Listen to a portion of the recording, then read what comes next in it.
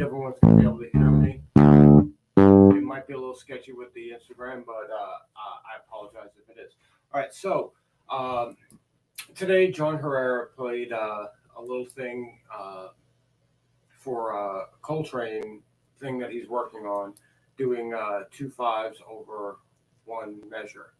And that got me thinking about how I can work over my chord changes a la the Phil Mann / Scott Devine / Gary Willis type of instruction that I had, where Phil Mann's exercises, let's consider we're playing in the key of F. We are going to ignore the fact that F exists right now. We're just going to worry about the chord change from the 2 to the 5.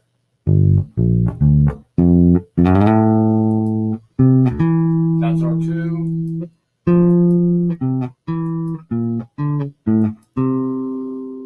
That's our 5, right? And it ends on the 5 of the root, so you can easily just go right back to root for the 1 from the 2/5 1. But now we skip over to Scott Devine. Scott Devine did a free, and you can find this on YouTube, things that you can do to get shredded. Basically, he's talking about linear lines, like, and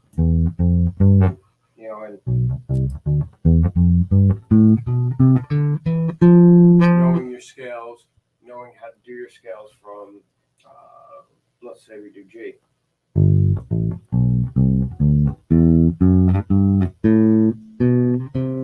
And then do it from A.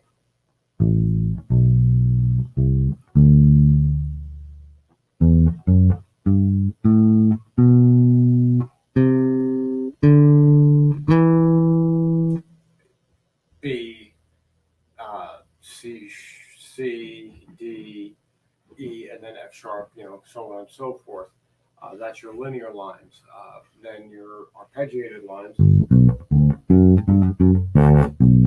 we all know those, and the broken lines. And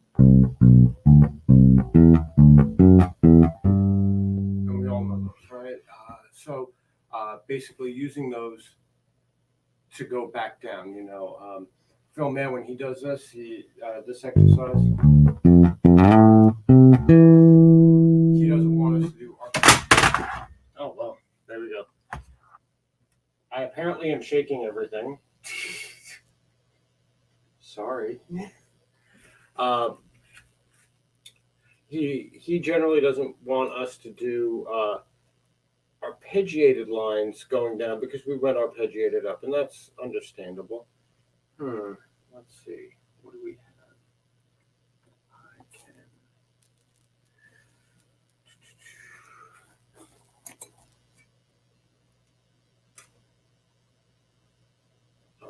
I'm just jerry-rigging this right now, so bear with me for a second. Let's see how long that lasts. Okay, so where was I?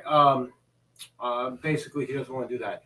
So now, fast forward to John Herrera, where what John Herrera is talking about doing is when you're doing a 2/5, especially if it's in one measure, instead of worrying about and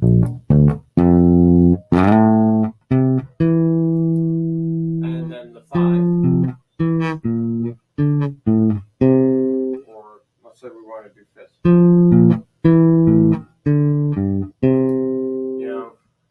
but you can do 6ths, you can do 7ths, you can do 3rds,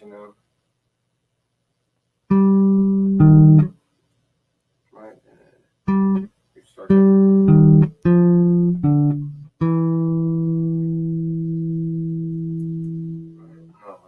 sorry.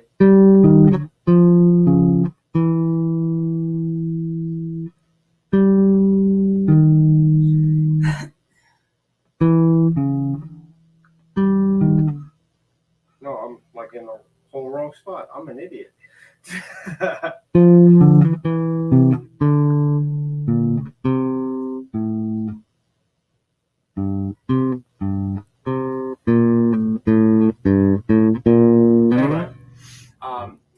he says something he noticed from a Coltrane track he's working on is when you have a 2/5 and you're going over one measure, instead of worrying about all that mess, take your relative major from your 2. In this case, that would be E major, right? Let's go up here, and we'll play that arpeggio. And then take that arpeggio from the 7th and just head down it. And then he says go up a 3rd, but I think he means up minus 3rd, because that is a chord tone of our C, and it is a diatonic tone to our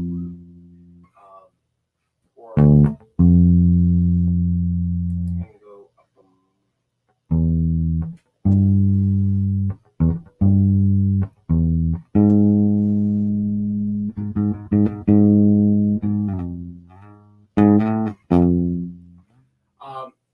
I have to rewatch that, I suppose. I'm gonna have to actually. I'll probably reach out to John and see what he says.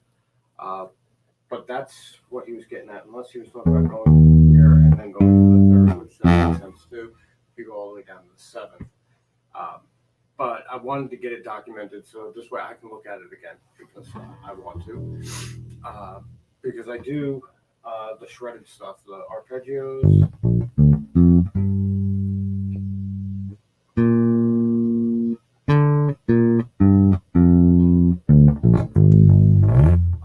And the arpeggios, the linear lines.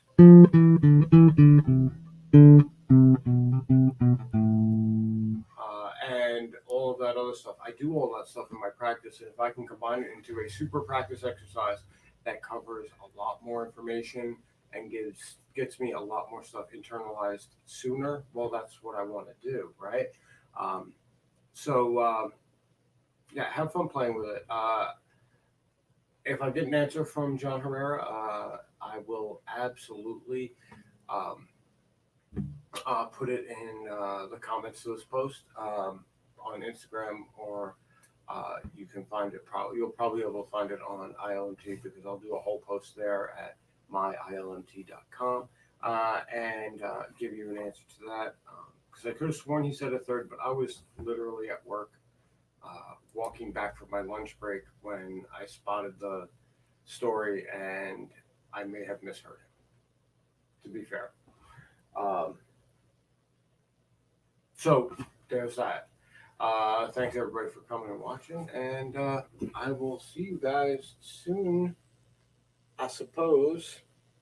I don't know who's here watching me over on the YouTube lands, but I've got another thing to record.